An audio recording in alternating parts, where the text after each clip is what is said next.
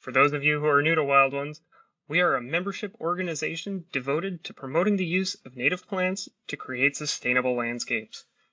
We carry out our mission through educational programs and provide resources such as the Wild Ones Journal, native garden designs, Seeds for Education grants, and other educational webinars. At the local level, Wild Ones chapters deliver area programs, including garden tours, speakers, conferences, and seed exchanges. If you are not a Wild Ones member, we hope you join us and take advantage of the camaraderie and support that come with being a part of a local chapter. Our critical mission needs you. Wild Ones chapters are where members put mission into action. We get our hands dirty and learn by doing. Chapters are actively recruiting officers and volunteers to plan upcoming events. Chapter activities require the time and talents of many different people to coordinate. Amplify the impact you have on the native plant movement by sharing your skills and enthusiasm with others. Please reach out to your local chapter to find out how you can get involved. If there isn't a chapter near you, now's the time to consider starting a Wild Ones seedling chapter. Chapter founders across the country connect and collaborate with one another for mutual support and guidance. If you are eager to advance the mission and cultivate support for native plants in your area, visit the Start a Chapter page on the Wild Ones website.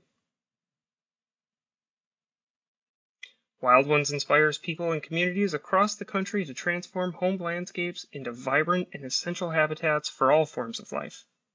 Programs like this would not be possible without generous support from our members, donors, and folks like you attending Wild Ones programs. Please consider donating to Wild Ones today by visiting donate.wildones.org. Thank you for joining us for the Wild Ones Native Garden Design Series. My name is Susie Van de Riet, and I will be your host for this discussion.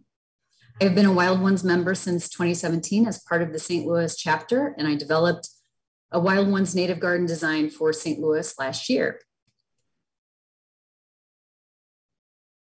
Wild Ones Native Garden designs follow the premise that native plant landscaping can be beautiful, beneficial, and achievable for gardeners of all skill sets in terms of scope and budget.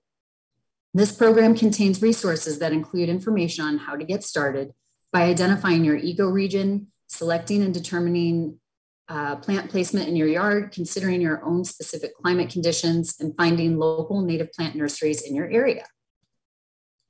The program also features a growing number of free downloadable native garden designs created by professional landscape designers representing various ecoregions in the United States. A plant list accompanies each design and provides a quick preview of the diversity and beauty of the native plants incorporated in the design, as well as a phased installation approach, all of which can be downloaded and printed easily at home.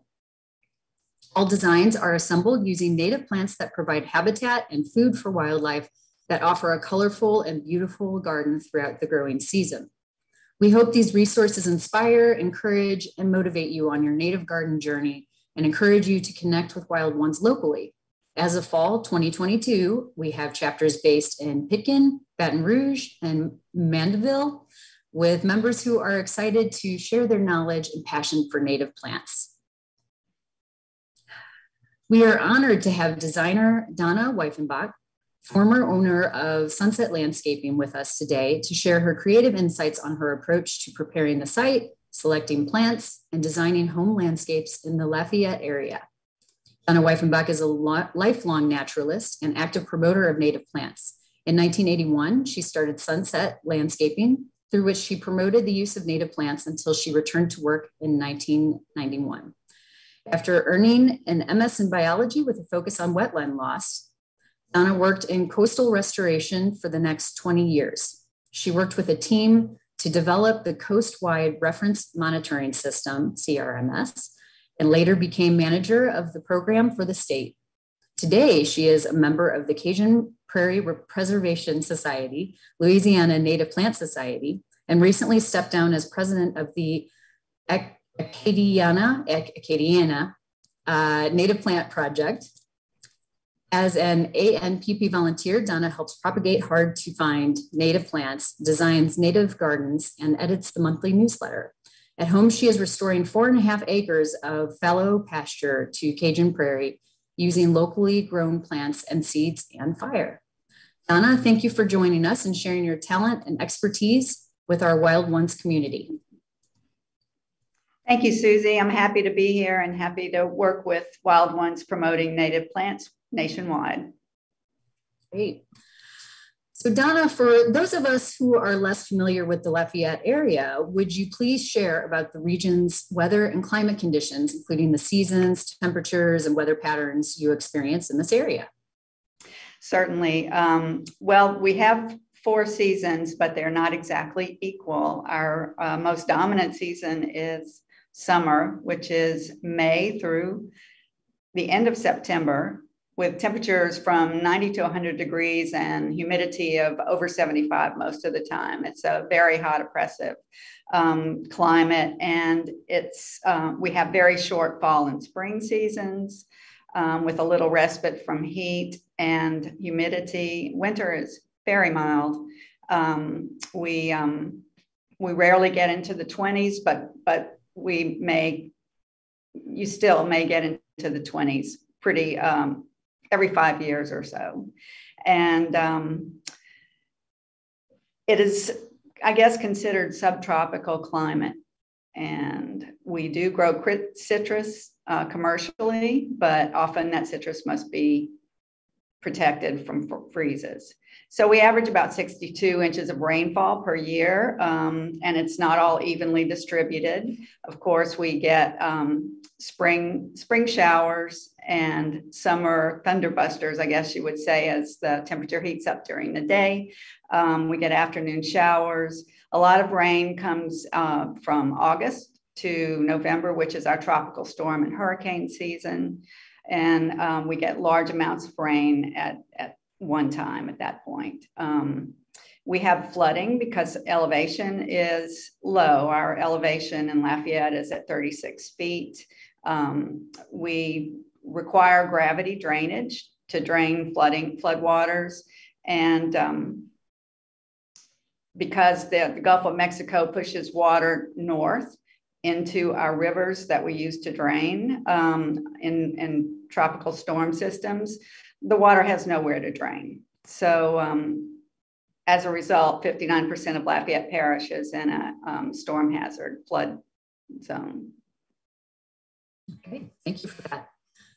If someone was new to your area, how would you describe what it's like to garden with native plants in your ecoregion, and what factors are a priority to consider for a garden to thrive? Well, choose the right plant for the right place. Know your soils and understand that the plant must take intense heat and high humidity. So things like fungus are going to get into some plants. You don't want to choose plants that are from our northern region, northern cooler regions, and expect them as you go farther south to thrive, because you'll have to spend a lot of time watering those types of plants. So understand, look around, look at the native plants in your area, see what's thriving, and choose from those plants. So Lafayette is in the Western Gulf Plain ecoregion, but borders on the South Central Plains and Mississippi Alluvial Plain ecoregions. Wild Ones has chapters in these areas. How are they different compared to the Western Gulf Plain ecoregion? The Western Gulf Plain ecoregion consists of coastal prairie in the north, and as you go farther south, coastal prairie becomes coastal marshes and swamps. And then below that is the Gulf of Mexico. So the input of sediment in the Mississippi alluvial region is totally dependent upon the Mississippi River, where we have no input of sediment in the Gulf coastal plains. So you have touched a little bit already on flooding, but since, just kind of diving into that a little bit more, since it is such a major risk for many areas of Louisiana, can you describe a bit about the types of floods that are our biggest concern? Normal flooding in the spring occurs when the rivers, the Mississippi River and Chafalaya rivers flood in the north and bring water down the rivers down the Mississippi River to the Gulf of Mexico. And then as our rivers reach crest, then we may experience flooding, especially if we get rainfall at that time too. Then we have flooding from tropical storms in the late summer and fall, depending upon how many storms and hurricanes we get and how long they sit on the region. So rainfall-induced flash floods have increased dramatically in the last 10 years. In 2016, we had a flooding event of 20 inches in several days that flooded major areas. And 3 years later, it was followed by, in 2019, a flooding event that was 9 inches, but it was in 3 hours instead of 3 days. So it was equally as intense and equally hard to drain the water quickly. So we're finding that we're experiencing more and more flooding over time. Which is a really great segue into my next question for you. So most of the US has experienced some degree of change in climate in the last 10 to 20 years. You've already touched on that a little bit, how you've seen that. Is there anything else that you would like to highlight as far as what climate condition changes you have observed over this time? Well, we have increased and more frequent and more severe hurricanes and tropical storms. In 2005, when hurricanes Katrina and Rita struck Louisiana and Mississippi, those were 1 in 200 year storms, and they caused extensive damage and loss of life. Today, we have more frequent storms and stronger storms. In 2020, we had a record number of named tropical storms. It was 31, 14 hurricanes, and the most damaging hurricane of all time, Hurricane Laura. So these things are happening more frequently, and along with the strength of the storms is the rainfall that I mentioned earlier. The storms that move more slowly through the region and drop more rainfall, even though we may not have damaging winds. So it's a threefold event that's, that we have to adjust to. So how would you say that planting native plants in home landscapes help mitigate the effects of these changes? Well, for one thing, they can survive the conditions. I've had a client who planted her backyard. She lives on a drainage canal, planted her backyard with non-natives. And after 2 floods, which is twice replacing those plants, she decided it was time to go with native plants that were from that local environment that could thrive in those conditions, those flooding conditions. And since then, we've had several floods, and she's not had to replace a plant. So they live and survive. They absorb more water. They have deep root systems that absorb water. They filter water as it moves through the rivers. They're the perfect fit. So with all of that in mind, could you talk a little bit more about how this was considered and reflected in your design? Well, when I spoke with Wild Ones the first time and I looked at the design, I said that I would really love to put it on a water body because we are having these problems and people do need to be aware that they have the power to help the problem. I've also worked with several different agencies, the Biovermilion Preservation Association and the TESH Project that do public plantings on our bayous and rivers. So I felt that this was the perfect time to bring this out to the public to show that you can use vegetation to help stabilize your shoreline and help with flooding. Okay. So again, kind of segueing to our next question, can you talk a little bit about your approach to developing a design?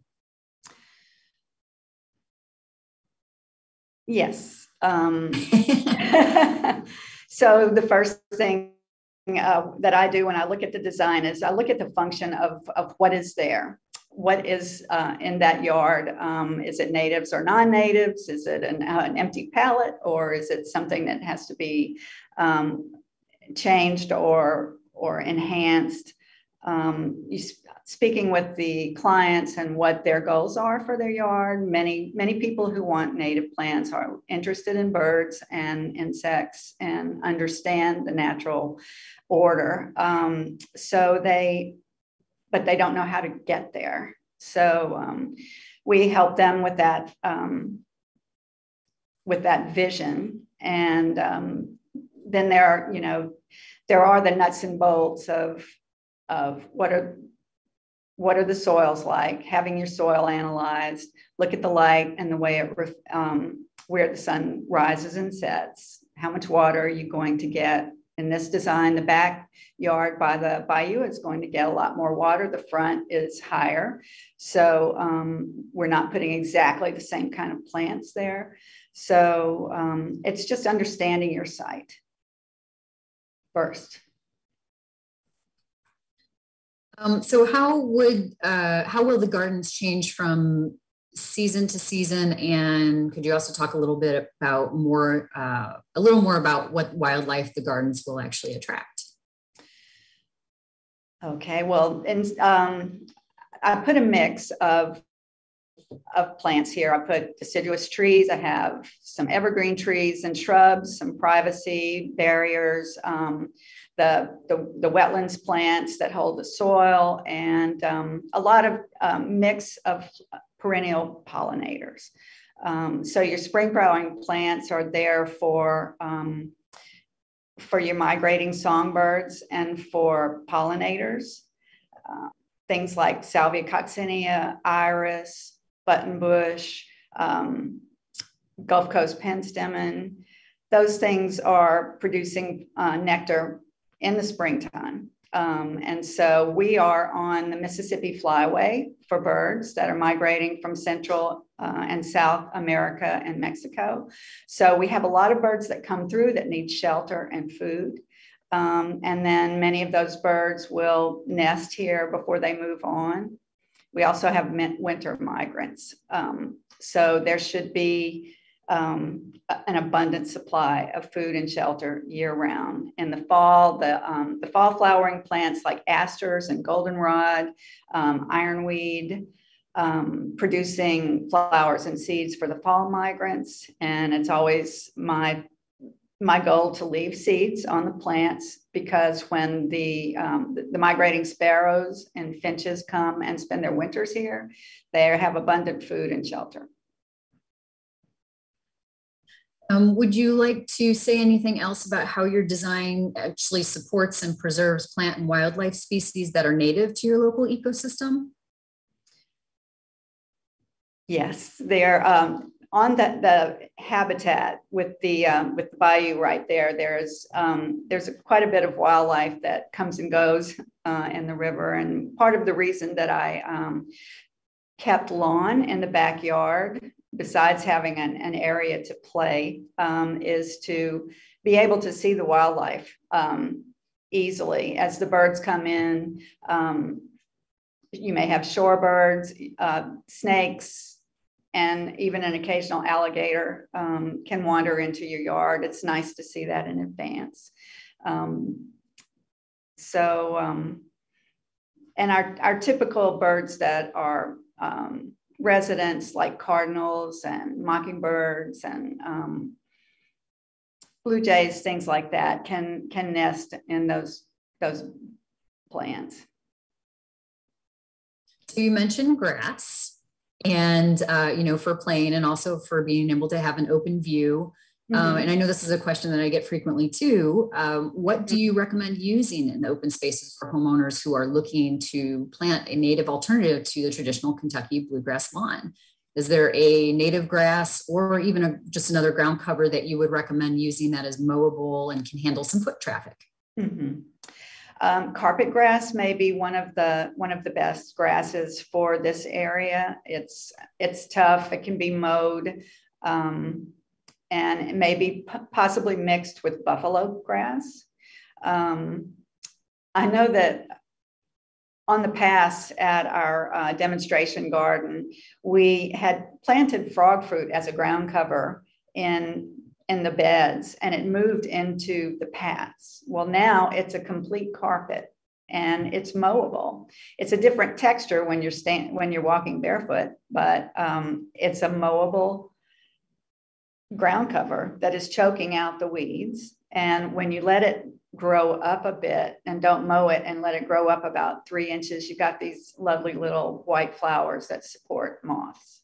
So depending upon what you want to use it for, I'd say those 3 species would be a great place to start.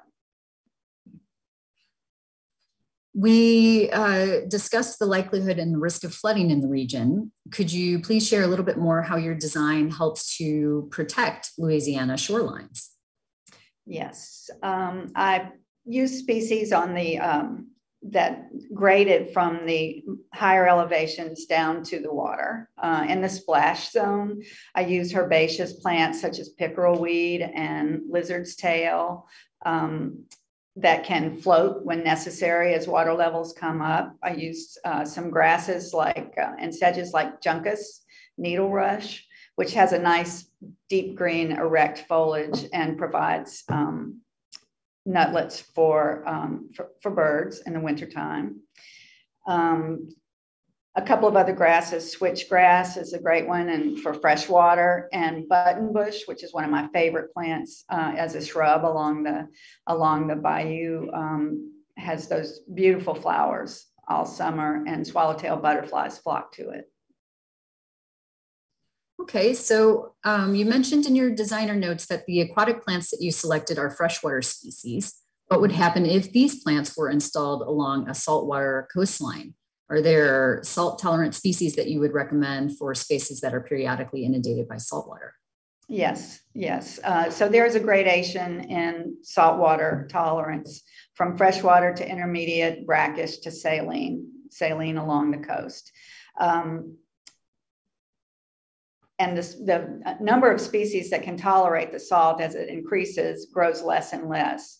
But all the cordgrass species, Spartina alterniflora, Spartina patens, Spartina spartanae, these plants are excellent in a saline to brackish environment. Chenoplectus, bulrush species are good.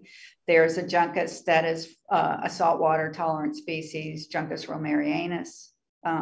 Is also excellent. And some shrubs are the flowering shrub Castelletskia pentacarpus, salt marshmallow, is fresh water and very tolerant of brackish water. And it's one of the most beautiful shrubs. It blooms all summer long. It's a pink flower and attracts skippers, the butterflies. So we've talked a lot about flooding. What should a homeowner do in the case of abnormally low rainfall or periods of drought to care for the plantings you chose in the design? Should they worry about their plants? After the first year, when the plants are established, the root systems are well established, I would not worry. I would watch your plants. Even if they wilt, it doesn't mean necessarily that they are dying. It's a natural response to drought. But if you're worried, I would. There's one plant in my design that really likes to be, likes more water than most, and that is the Elysium floridatum star anise. So at home, I water mine when they wilt because I love them so much. I don't want them to wilt. But most of the plants, I would say no, they are, what we've noticed in our demonstration gardens is that they withstand drought very well. Great. So turning to the topic of planning for these gardens, what are some of the things that need to be considered prior to planting a garden? I know that you already discussed a little bit that you need to have the right plant for the right place, you know, the site, knowing the site and matching it to that site, but you elaborate a little bit more on what it takes to, or what you need to consider for planting a garden. Okay, well, first, I guess I would call the utility system and have them mark all of the underground utilities. They'll do that for free, and that way you are avoiding the pitfall of cutting something that you shouldn't. And then determine the shape of your flower beds and the boundaries and line that out. You can use a hose, or you can use string, and get your soil test from the local county agent or parish agent. See if you need soil amendments. So, and then determine what you need to do about weeds. So when if you have a lawn that's there existing, or you have just an old flower bed with other weeds, you can pick how you want to address them, because it's just great to start a flower bed with an empty palette, like with no weeds there. So I offered folks 3 opportunities to get rid of weeds, and it depends on how much time you have, actually. What I like to do with a small enough area is to cut the surface as low as I can. If it's grass or whatever, cut it low with the mower, lay cardboard down, wet the cardboard, and put 6 inches of mulch or compost or leaves on top, and let it sit until the plants die. They become compost, the cardboard deteriorates, and then you have bare ground to put your plants in.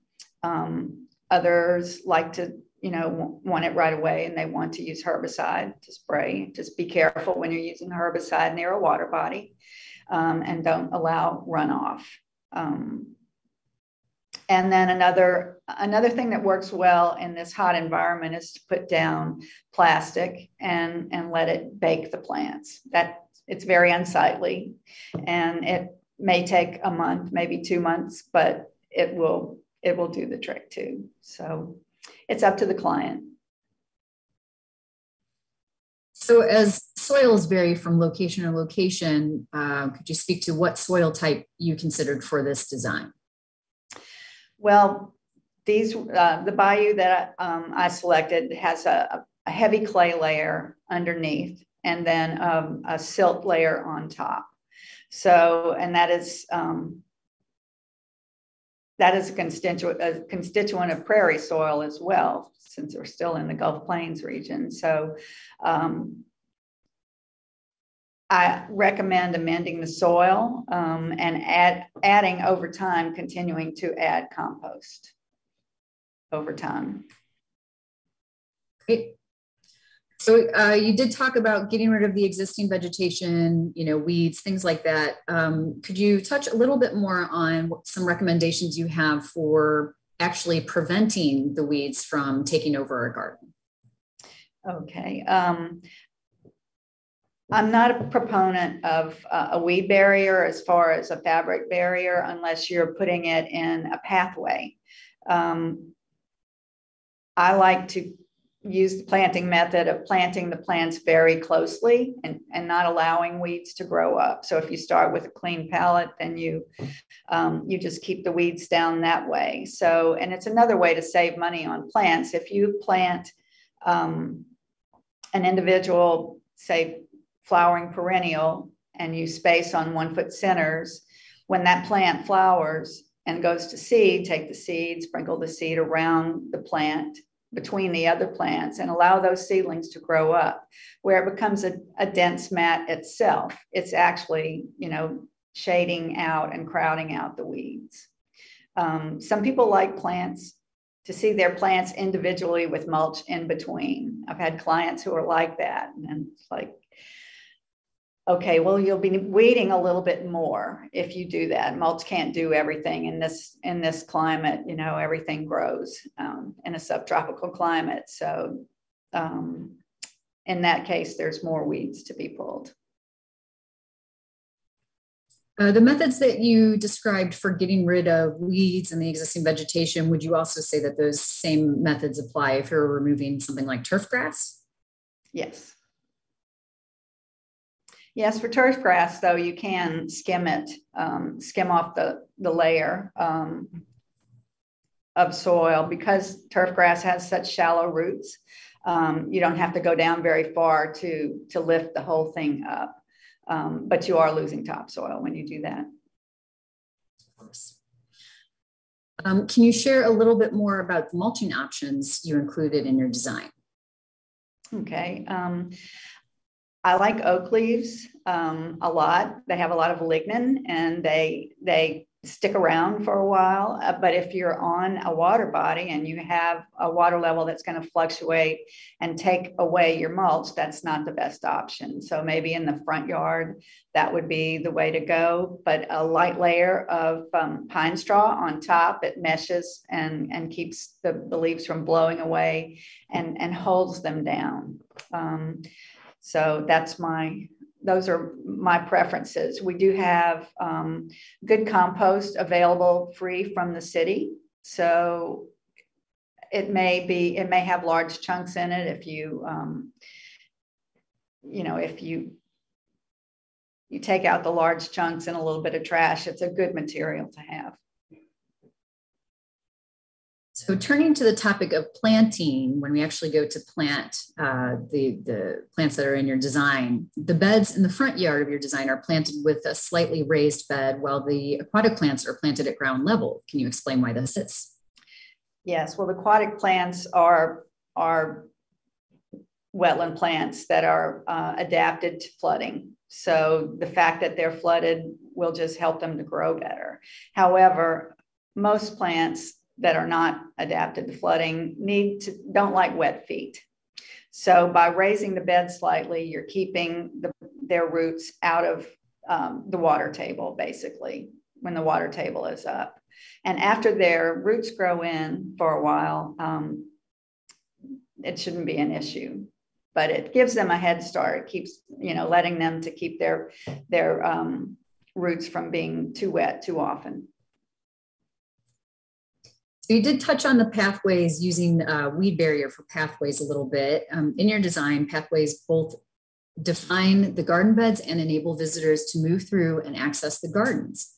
What materials do you recommend more specifically for the edging and the pathways, and how should these areas be installed and maintained? Well, for the pathways, I would use a weed barrier. I would cover with leaves or compost and pine straw. This is my preferred. And I would edge